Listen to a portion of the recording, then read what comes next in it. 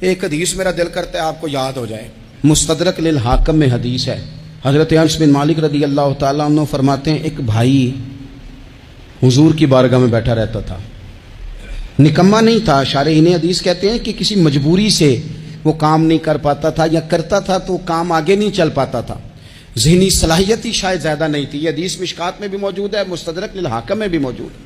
حضرت انس بن مالک رضی اللہ تعالیٰ عنہ فرماتے ہیں وہ حضور کی بارگاہ ناز میں بیٹھا رہتا تھا، اس کے بھائی نے آ کے شکایت کی، یا رسول اللہ صلی اللہ تعالیٰ علیہ وسلم، یہ کوئی کام ہی نہیں کرتا،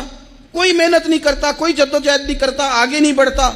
مجھے اس کی ضروریات کی کفالت کرنی پڑتی ہے، مجھے جدوجہد کرنی پڑتی ہے، مجھے اس کے معاملات کا خیال رکھنا پڑتا ہے، آپ اسے سمجھائیں۔ تو حضور نے بہت سارے لوگوں کو سمجھایا جو کام نہیں کرتے تھے۔ ہمیں سیاستہ میں وہ حدیث بھی ملتی ہے جس بندے کو نبی پاک صلی اللہ علیہ وسلم نے کہا تھا کہ تیرے پاس جو بھی گھر میں ہے لا، تو وہ پیالہ اور کمبل لائے تھے، حضور نے بیچ کے کہا تھا جا کلاڑا خرید کے لا اور لکڑیاں کاٹ کے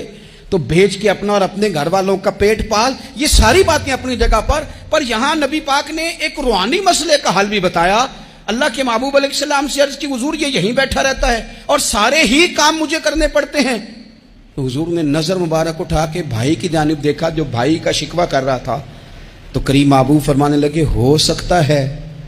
یہ جملے میرے محبوب کے، ان کو کہیں لکھنا، ان کی مٹھاس دیکھو، ان کا حسن دیکھو، اور بھائیوں کی محبت کے بیج جو رسول پاک پیوند لگا رہے ہیں اور جوڑ رہے ہیں، اور جس انداز میں بھائی کو بھائی سے ملا رہے ہیں، اس لہجے کے حسن کی مٹھاس کو بھی ذرا چکھ کے دیکھو۔ حضور فرمانے لگے ہو سکتا ہے رب تمہیں جو رزق دے رہا ہے وہ اسی بھائی کی وجہ سے دے رہا ہے۔ بھائی بھائیاں دے ویری ہوندے تے بھائی ہی بھائیاں دیاں باواں، او بھائی ہو سکتا ہے اس کی وجہ سے تجھے مل رہا ہو، اس کی وجہ سے۔ وہ دروازے نہ بند کریں جن دروازوں کی برکت سے روزی آتی ہے، کبھی بھی وہ کام نہ کریں جن کاموں کی اگر آپ کو کل تک برکت تھی، کل تک کام ٹھیک چل رہا تھا، کل تک نظام بہتر تھا، اور آج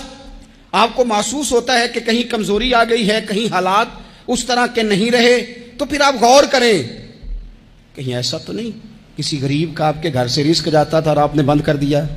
کسی کی مدد ہوتی تھی آپ نے بند کر دی، کسی کے ساتھ شفقت ہوتی تھی آپ نے بند کر دی، کوئی شخص آپ کی وجہ سے تسلی میں تھا اور پھر آپ نے اسے تکلیف میں ڈال دیا۔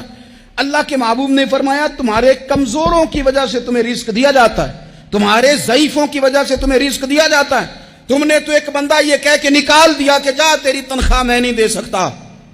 لیکن کیا پتا کہ اس کی تنخواہ کی وجہ سے ہی باقی سارا کچھ بھی آتا ہو، کیا پتا کہ اسی کے سبب سے اللہ انعام فرماتا ہو۔ لہٰذا ان روحانی مسائل کا بھی تھوڑا سا خیال کریں۔